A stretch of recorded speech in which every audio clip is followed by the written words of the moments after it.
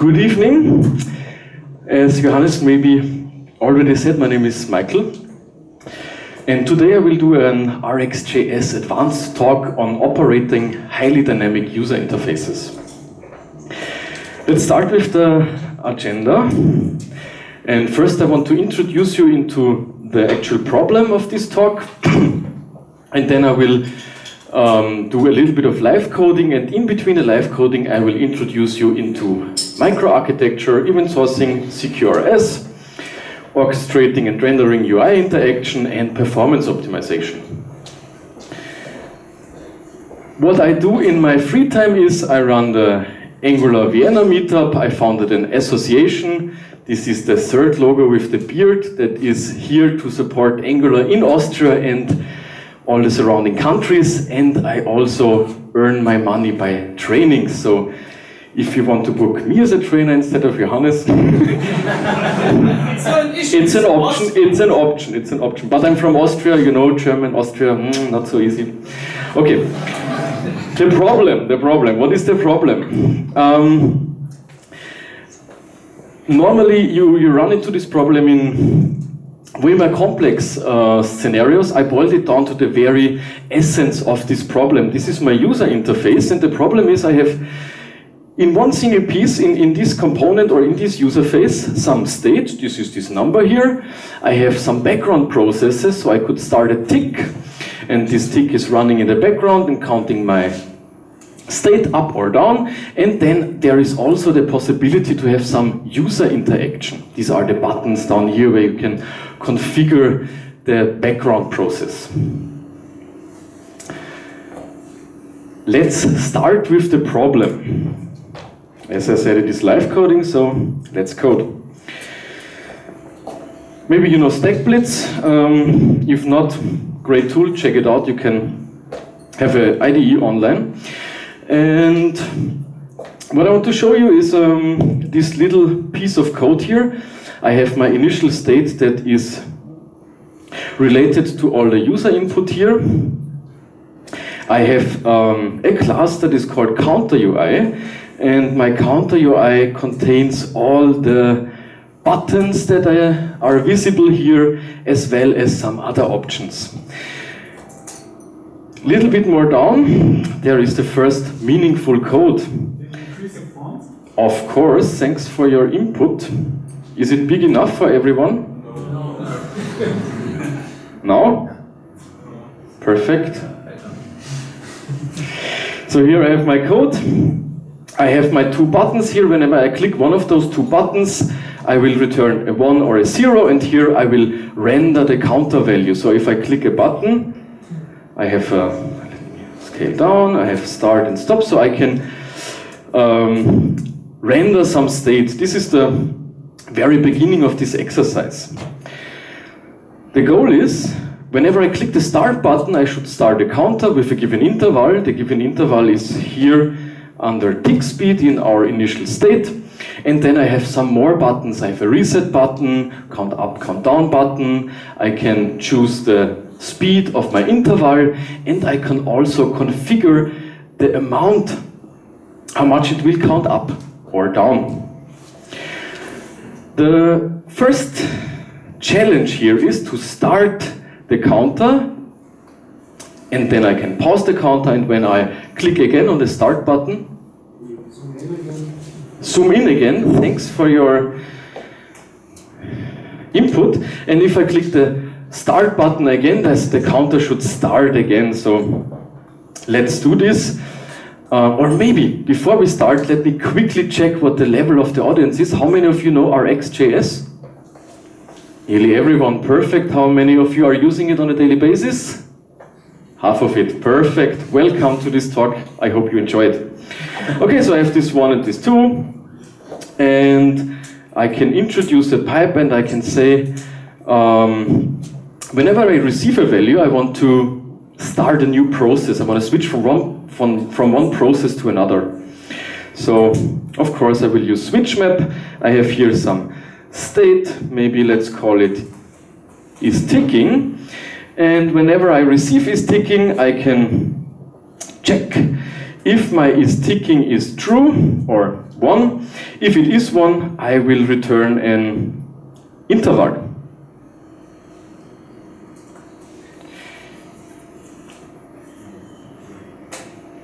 Okay, maybe let me first import it.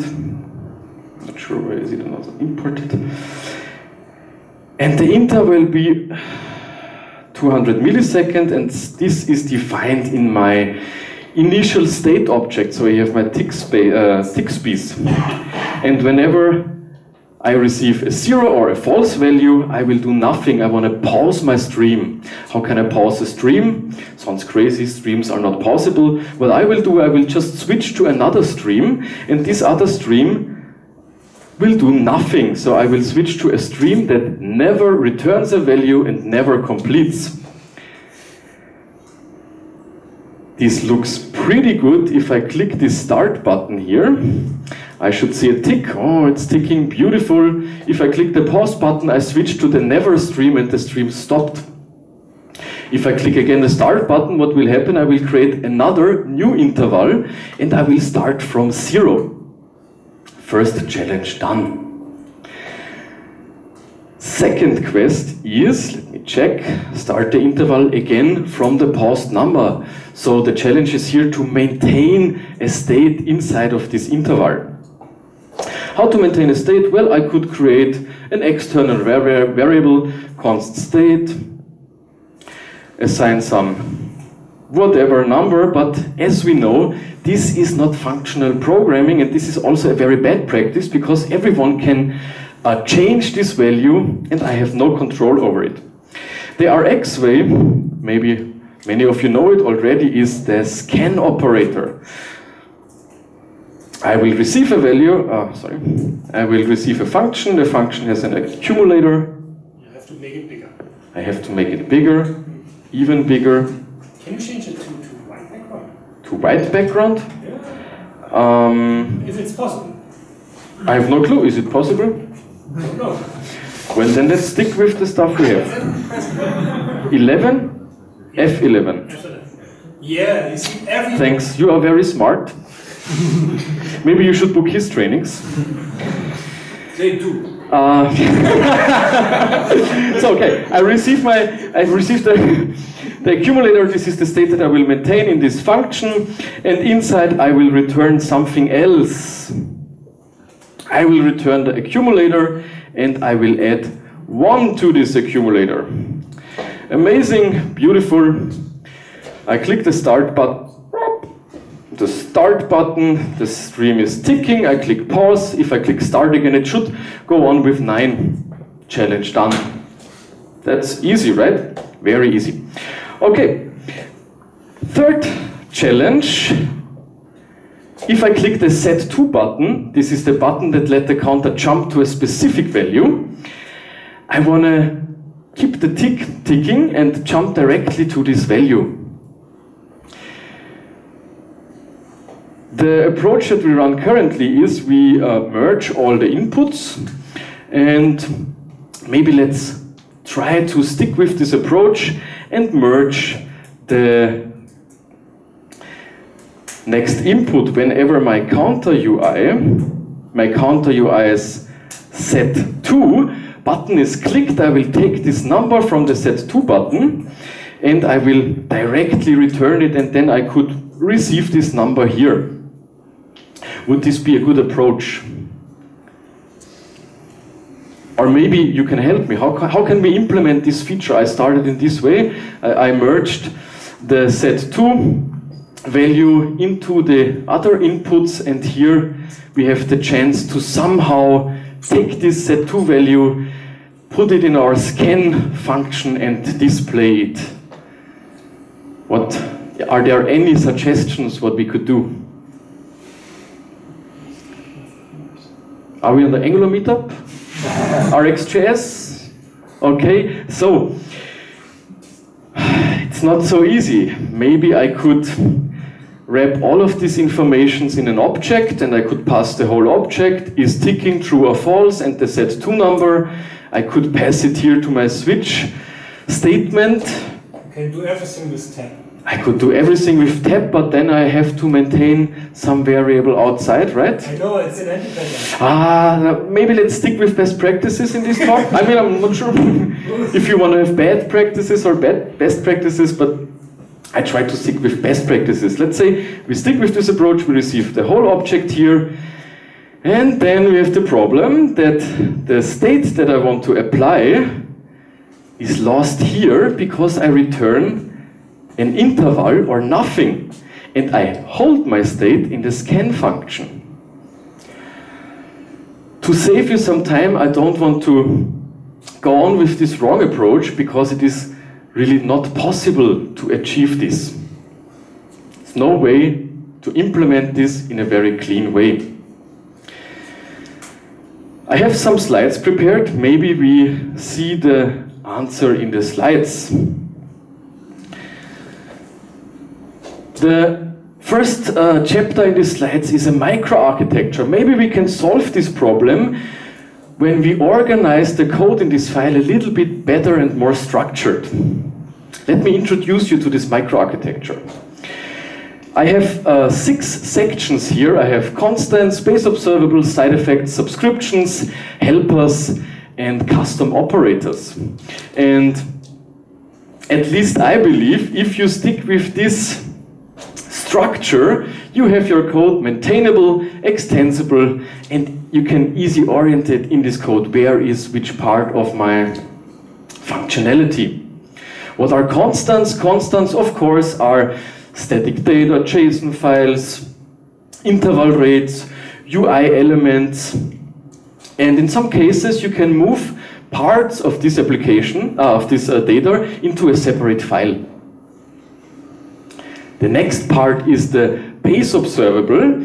Here I have the source observables. Source observables are normally always reusable observables, and I divide them into interaction observables and state observables. So state observables obviously are observables that maintain some state.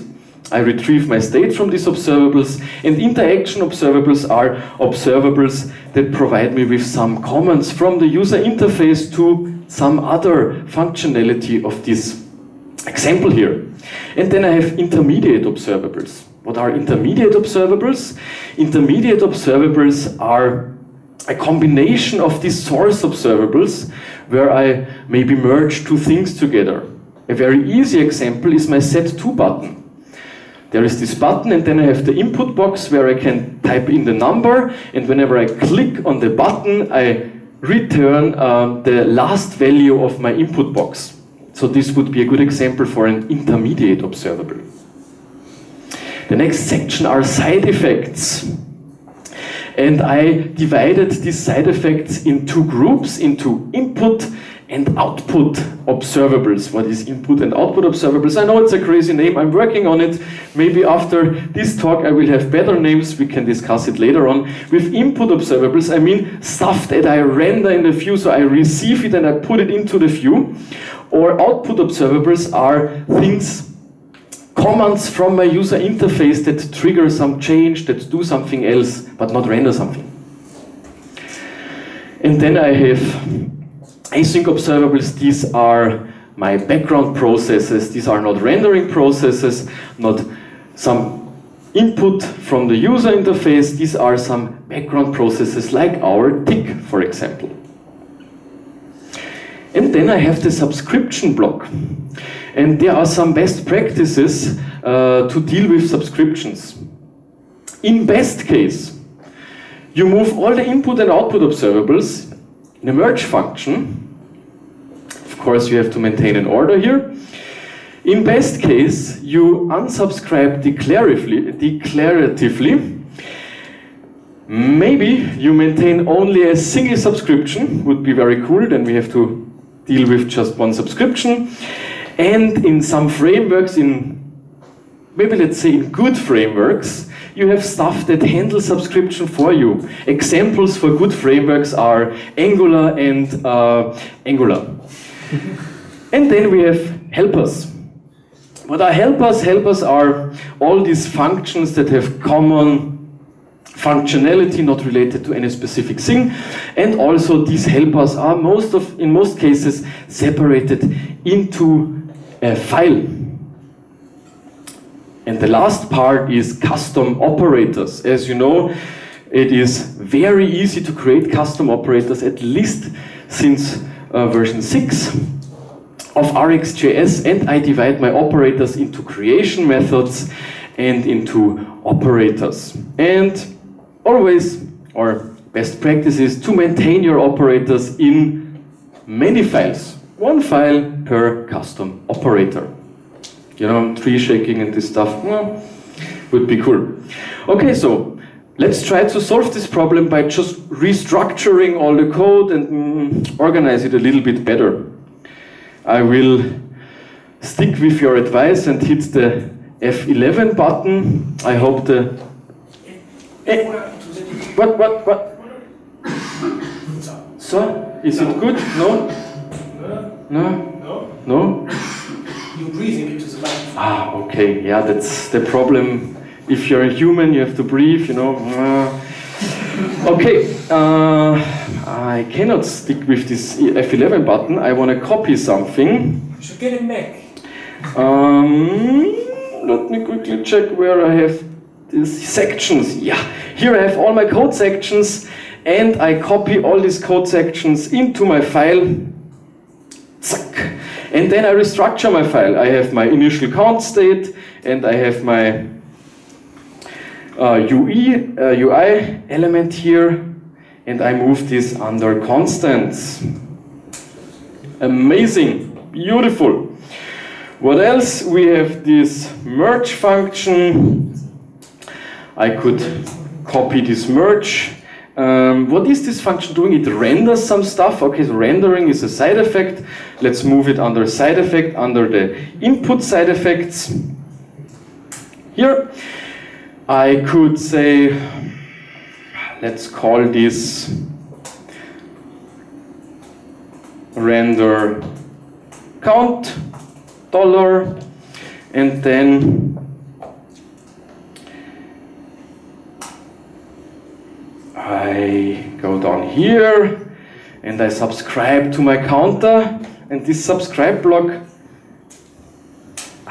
goes into the subscription section. Woo, amazing. Maybe let's divide this subscription section into input and output subscription. So observables that render stuff and observables that output stuff. I moved it in the wrong place. Give me a second. Tra-la-la. Amazing. So this is our input side effect, the rendering function. Let's see if it still works, because normally if I refactor code it stops working. I pause, I start. Amazing, it is still working, and I can hit F11 again and take a look at the code. It looks very organized, constants, the sections, some of them are not filled. My side effect here, isolated. I hold the observable here. I maintain only a single subscription. Everything looks really good, but it didn't change anything of the problem. Damn it. Let's try to look in my presentation if there is some other information present. The next chapter is about event sourcing and CQRS. And this is normally the moment where some of you, especially the back-end guys, will say, Michael, you are crazy. You are on the front end, dealing with front-end stuff, and you will introduce topics like event sourcing or CQRS to us. Yes, I am crazy, but I really try to do something new. I will try to apply backend patterns to the front-end to solve some complex problems. So let's talk about event sourcing first. What is event sourcing? I have no clue, so I will ask Martin Fowler, and Martin Fowler says event sourcing is capture all changes to your application state as a sequence of immutable, and I left the immutable out here because of space, immutable events. how can we think about this event sourcing? Well, we can say event sourcing modeling is modeling the state changes as an immutable sequence of events. An immutable sequence of events. Think about your bank account.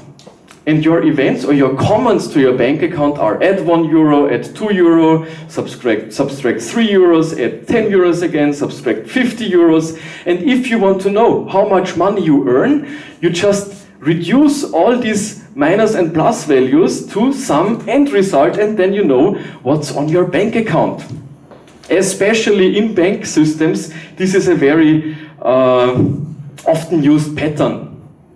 Why? Because I can do easily rollbacks. I don't mutate any state, I can just roll back to some other state.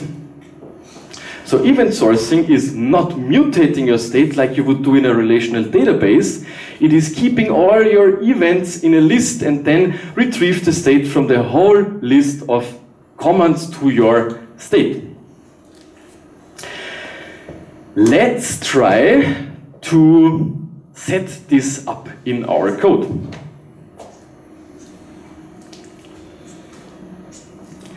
I will save your time and copy some code. Problem is I'm very unorganized and I have to search for it, but I prepared it before. Crazy.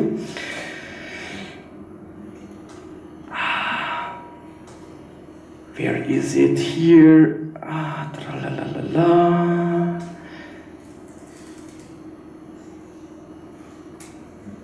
Amazing. Okay, let's comment out this subscription here. The whole subscription, sorry.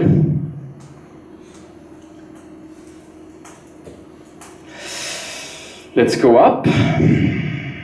We try to maintain state, right? So this is maybe the right place to put it here under the base observable state section. And here I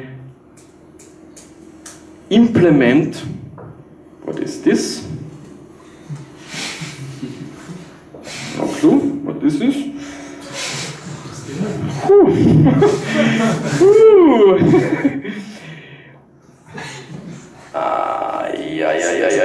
I delete this. Pipe. Perfect. So what I did here, I merge again all my button clicks, the start button click, the stop button click, as I did before, and all the other buttons. I map them to some commands. So this time I don't return true or false if I click the start button. I return an object with is ticking true, an object with is ticking false. Then I have count up true, count up false. When I click the reset button, I provide the whole initial state here. If I click the tick speed, you will receive the tick speed. If I click the contif button, and so on. So you see, we have some objects, and these objects represent commands to our state. Let's check what we have. Let's subscribe to it and implement the console log. Now I have to open this, click this F11 button just for you, Johannes. And if I click the start button, I receive the start command. If I click the pause button, I receive the stop. Count set2 sets the count value to some specific value, count up, count down, and of course if I hit this reset button, I receive the whole initial state. So this is a queue of commands. What we could do is we could store every single command in a list, or we just provide some more operators, for example the share replay operator, and whenever I would subscribe to this stream I would receive the whole history of events. In our case, I'm not sure if this is really good. I mean, we have organized all the interactions into commands. This is really beneficial for this problem here, but I'm not sure if I really have to maintain the whole history in a really big set of commands. maybe we can introduce even more crazy concepts from the backend to our application. Maybe CQRS can help us. CQRS, everyone heard it, everyone thinks crazy shit, no clue what it means, me too. And because I have no clue, I ask Bertrand Meyer, and he says CQRS is everything, every method, everything you can do should either be a command or a query, but not both. And maybe now it clicks in some of your heads, because what we did before, the stuff which was not working, we had commands to our stuff, we had the start and stop, the true and false, and we also tried to query some state. We tried to query this counter value, and both in one single piece. Sounds very promising, right? Let's take a closer look and discuss what CQRS really means. CQRS means separating an application's responsibility segregation, and there is this border, separation, segregation, you know, into two parts, into commands, and now we know what commands are, and into queries where we receive the state. That's all. This is CQRS. How do we use CQRS normally? We can use it in that way. We can say all my commands write to a relational database, all my queries read from a NoSQL or object-oriented database. As you know, relational databases, fast writes, object-oriented databases, fast reads. So I'm not sure if you are aware of it, but this decade-old discussion of normalized or denormalized databases, what should we do? Should we have fast reads or fast writes? Solved. We solved it by implementing the CQRS. But useless for the front end, right? We cannot, what should I do? Implement the relational database? No. What I will do is I will use this pattern to separate writes and reads. I don't want to have a difference in the physical storage, like the relational database and the object-oriented database, but I want to provide two separated methods of reading and writing. This is the goal here. So let's try to implement it.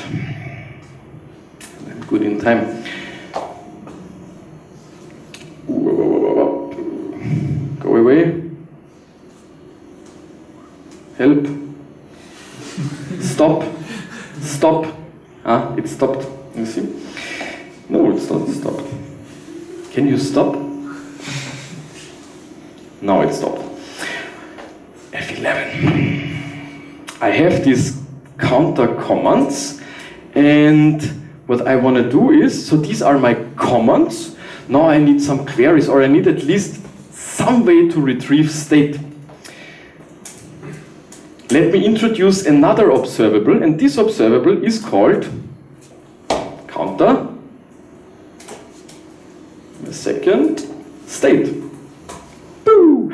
What is this counter state? As I said, it doesn't make a lot of sense to maintain the whole array, so let's boil it down to the very last result of all these commands. I will take this counter command and I want to apply a pipe here. And in this pipe I try to maintain state. How do we maintain state? We use a scan operator. This scan operator takes an accumulator and the next item. And what is our accumulator? Our accumulator is the state itself. And what is our item? Well, commands. So this is a command. And what I want to return is the... There's a typo in the comment. You are so smart, thank you. That's the reason why you should book Johannes's consultings. And what I want to do is I want to take the whole state state, explode it or spread it, and then override some values from my command. For example, the isTicking value. Beautiful, really beautiful. Let's subscribe to this.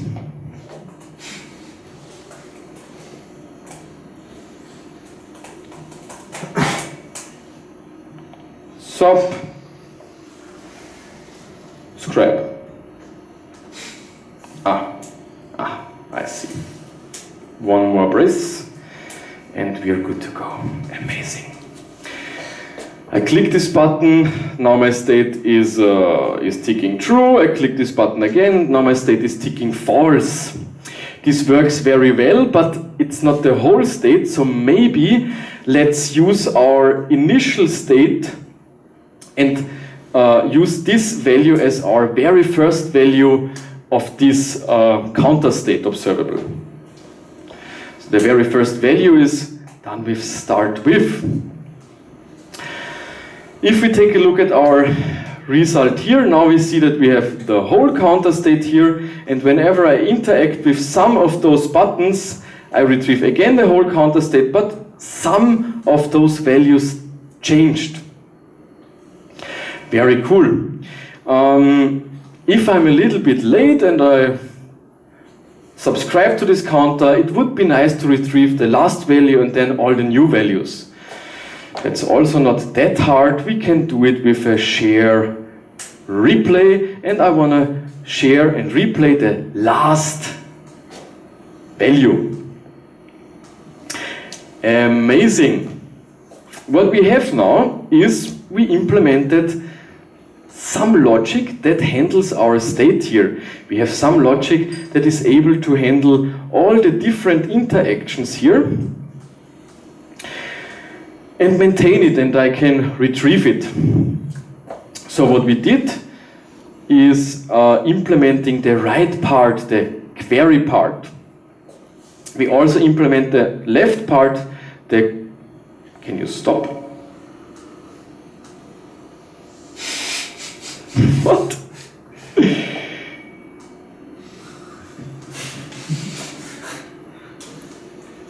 Let's refresh the browser. Have you tried to turn it on and off again? Yeah, I tried it and it works again. Okay, so we implemented CQRS-like stuff here. No real databases, but we definitely separated reading and writing to some state. With this in place, we can jump back to the initial problem.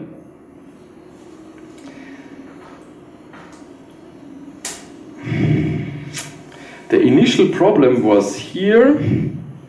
So I received some value that said is ticking, and then my is ticking did something. So now we can get rid of this, and we can say I take the counter state, and whenever the counter states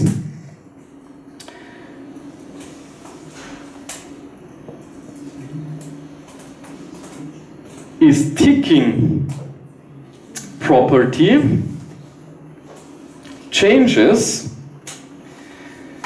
I want to do something.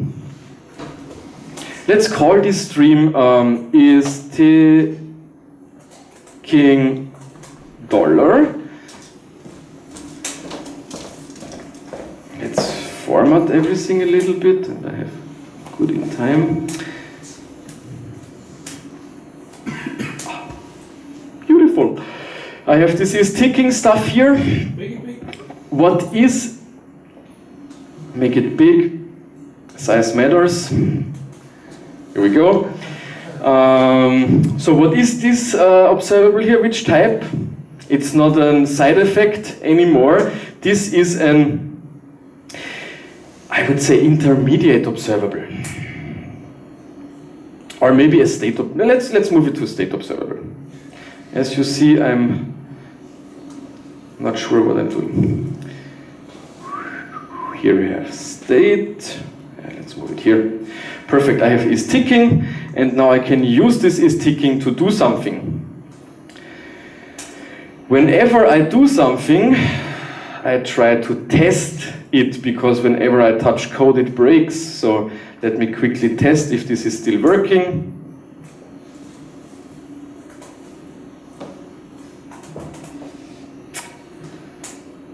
Console.log, I should see what? Save the file.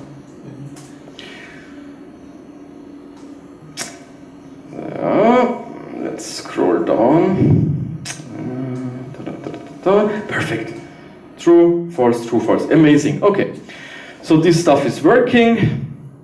And now I can remove the command. And we can switch back to the initial problem. The initial problem was, when I click the start button, it should tick. When I click the stop button, it should stop ticking. And whenever I click the set to button, I want to jump to this specific value. Let's see if the tick stuff is still working. Here I have is ticking again, and I switch to this interval. And I can remove the scan operator, because we maintain the state in a separate stream, in our state stream, and we can try to do something with this is ticking. What should happen if this stream does something? I want to update the view. So this is definitely a side effect stream, an input stream, and I call it render count again. Whenever render count is returning something, I want to render it. Start. It's not ticking. You don't have any debug code in there, do you? I don't have a subscription. You know, the problem with observables is they are lazy and they will do nothing if you don't subscribe to them. And as I code Rx the very first time today, I do this mistake. Other experienced programmers will not do this mistake. And amazing, it is doing something. Okay. Go back to the problem. So what should we do? When we receive the tick, we want to receive the last count value and add some value to it, and add the count diff to it. So at this very point where my cursor is blinking now, we should get some option to retrieve the last count state. Here I have an observable that is returning me the tick state. Let's copy this and do it with my count too. I realized I could improve this code. I could use not the distinct until change, but I could use the distinct until key change method. It's live coding, so you have to deal with my improvements. And here I wanna do something whenever the count changes. Count is not assignable to a parameter of never. Distinct until key change. You know what? Let's go back. Don't waste time.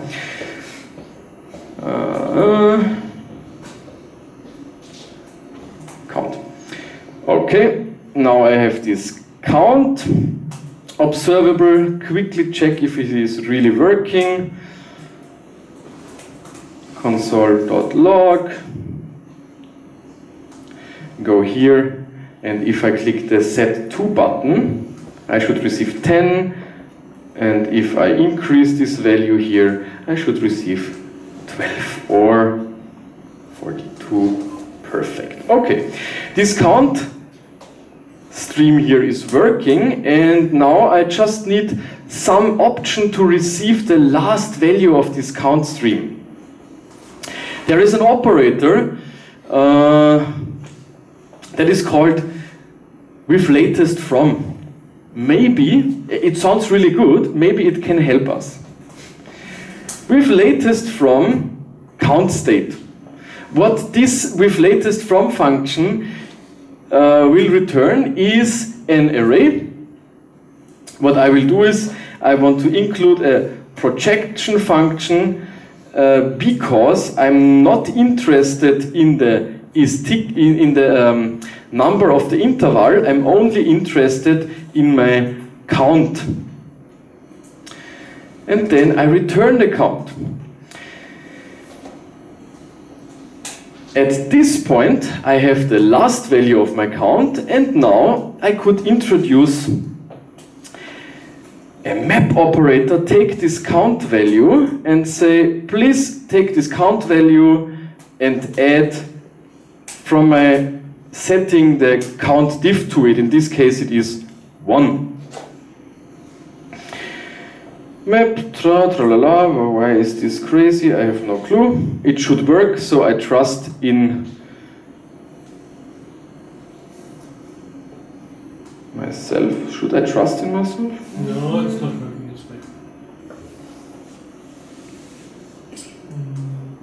There is a bug. Ha! And whenever I do this, I don't want to render this stuff, render a count, I want to trigger a new command. Yeah? Whenever the next tick is coming, I want to trigger a command and say to my state management, count up. So this name here, render count, should go into my input side effects as a separate stream. Render count equals to whenever I have this count here, pipe, and then I move this function. Now it looks a little bit better. Here we should use the tab operator, because now we really want to use this tab operator in some meaningful way. And I guess I should at least be able to render the initial count value here. There is 0, and this is the initial value already. And when I click the set 2 button, it jumps to 10. So rendering the count works. It is a side effect of stream. This stream performs this rendering function, and I take this stream and place it into my one single place where I maintain the subscriptions. And this render function is an input side effect. I know this input name is not really the best, but maybe after this talk we know more. And I can get rid of all the subscribe logic here, of all the callbacks here. Okay, I have this render stuff. The second thing that I want to do is I want to send a command to my state management and telling my state management, please update the count to the new value that I sent you. Now,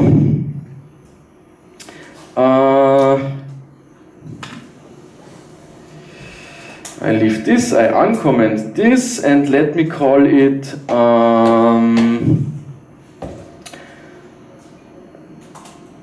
do something. Yeah, I'm not very creative at the moment, but maybe in a few seconds I'm more creative and I can provide you with some cool stuff, some cool names. Okay, so we have this, this is too big for me, sorry. We have this switch map, we have this with latest from, we have this map. Looks good, looks still good. We have this map function here, looks also good. And I want to map not to a single number, but to a command. And what is this command? An object, and the object says count is now the new count. Amazing. Do something should in the end trigger a command to my state management. Let me move this to another section, to the intermediate observable section. Do something is called send command. Let's call it send command. And the problem is that my commands here, all the commands are retrieved from my user interface. So I would need a separate channel to provide generic or programmatic commands, because these are commands from buttons from the user interface. What I want to do now is send a command that is programmatically created. So let me introduce an option to provide programmatic commands. I call it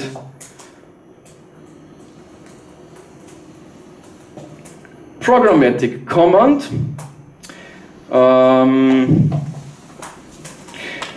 And I will use a simple subject for this. And then I will implement this command here to all the other inputs, but I want to use the as observable. I want to use the observable part of this programmatic command.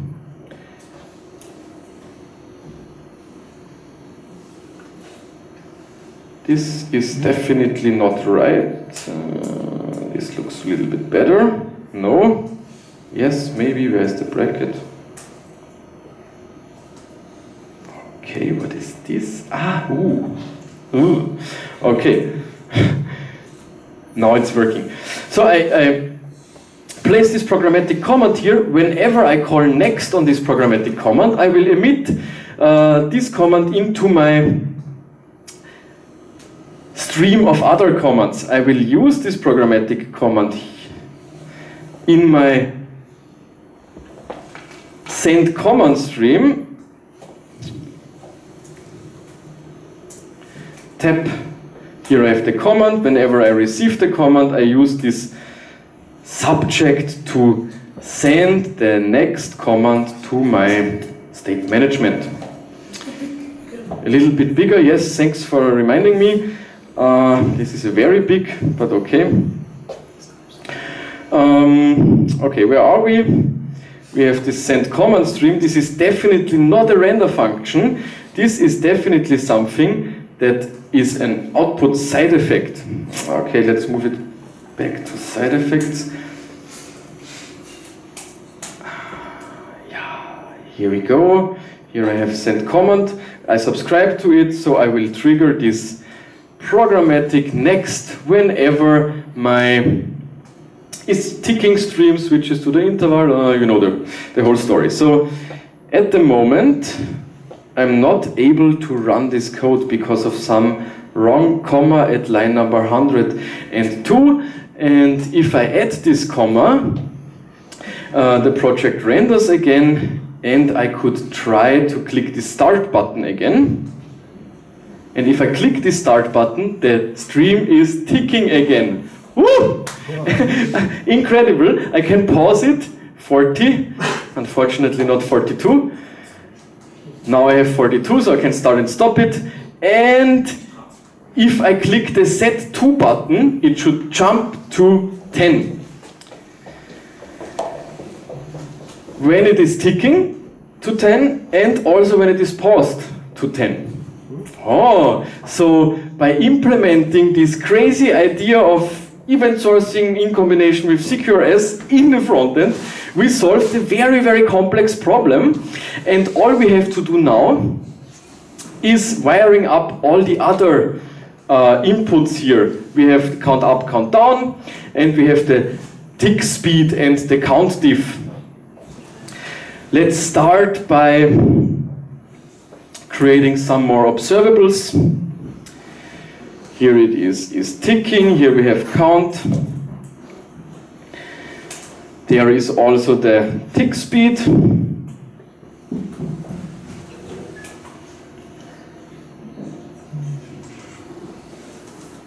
And there is also the count up. And there is also a lot of other things, count down, blah, blah, blah. What I will do is, I take this tick speed here, I say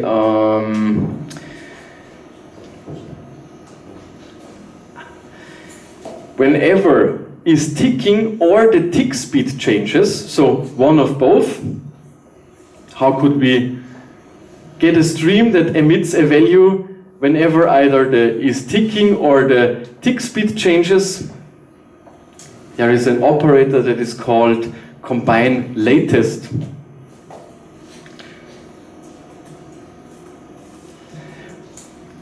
With a lowercase a, and here I can place is ticking. What this combine latest will return me is not a single value, but an array of values, an array of is ticking, and the tick speed. And now I can take this tick speed and remove my initial counter state here, and it looks way better than before.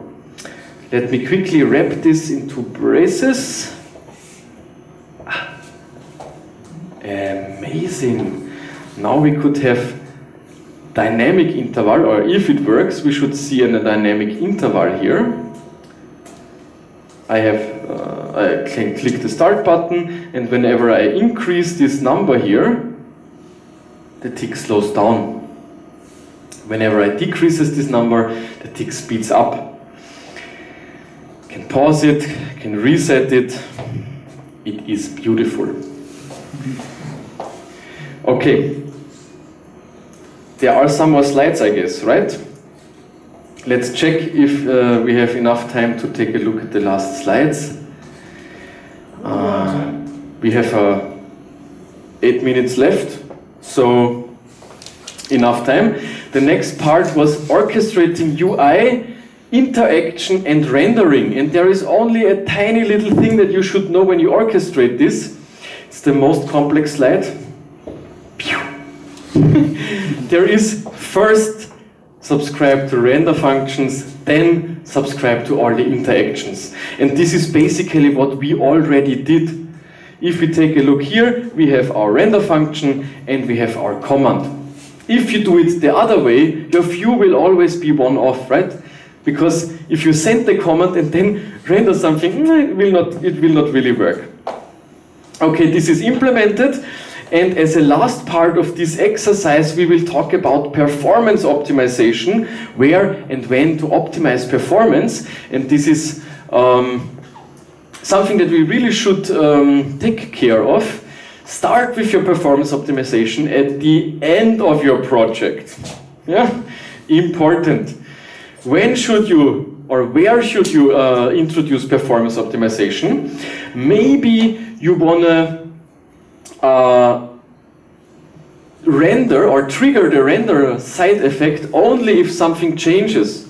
Our state stream will emit a value whenever some state changes, but maybe the is ticking speed or the count stays the same, 0.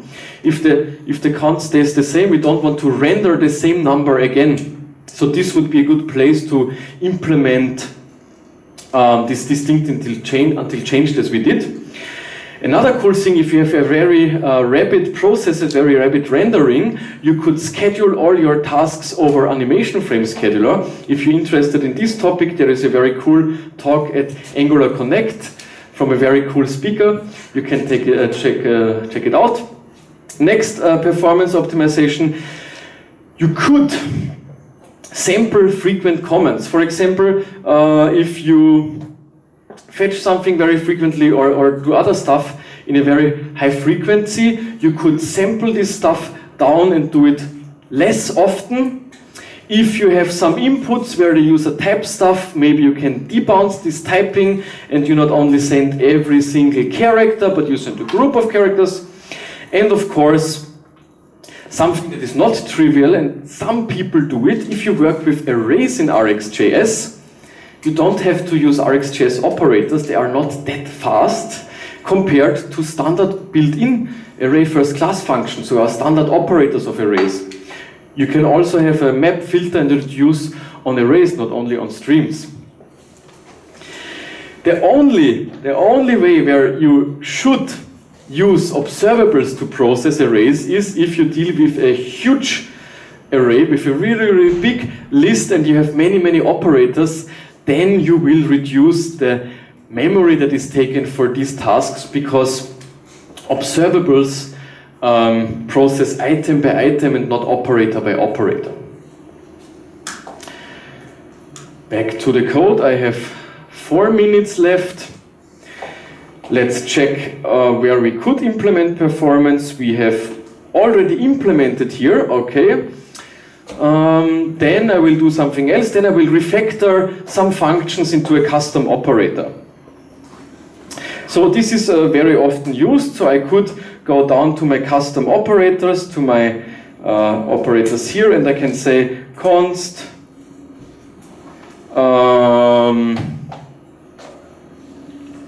query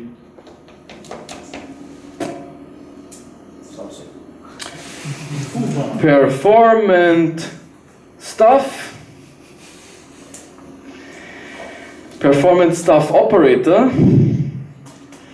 and this performance stuff operator is a function that takes a key, and this key go away, is of course a string, and then I can check if I have pipe implemented here. It should work.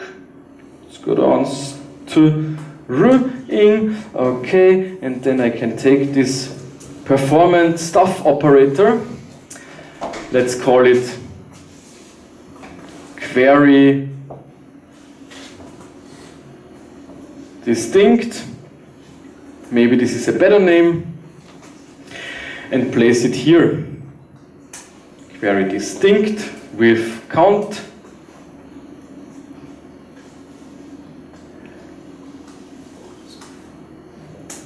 Query distinct is of course not a constant but a function. Function query distinct, amazing. This is a function that takes something and returns something really cool. Okay, distinct. Squiggly brackets. What? Squiggly brackets. Squiggly. Yes. Curly brackets. Curly braces. Okay. Here. Yes. Here the squiggly brackets. And you need one. Yeah, right there. Squiggly. Let's go. Let's use them. Let's place it here. Place it here. Place it here. Move the string. Beautiful. Also beautiful. Amazing. Performance optimized. Normally if I touch code it stops working. Let's see if it works. Still works. It works. Whew. Okay. Everything here. And we can jump back to the slides. And in the very last 40 seconds, I say thanks for your attention. I hope you enjoyed this talk. It was not really a basic level, but I guess, or I hope I could bring some new and fresh ideas into your heads, and maybe you can, we can have some discussions on these backend concepts in the front end later on. Again, thanks for your time.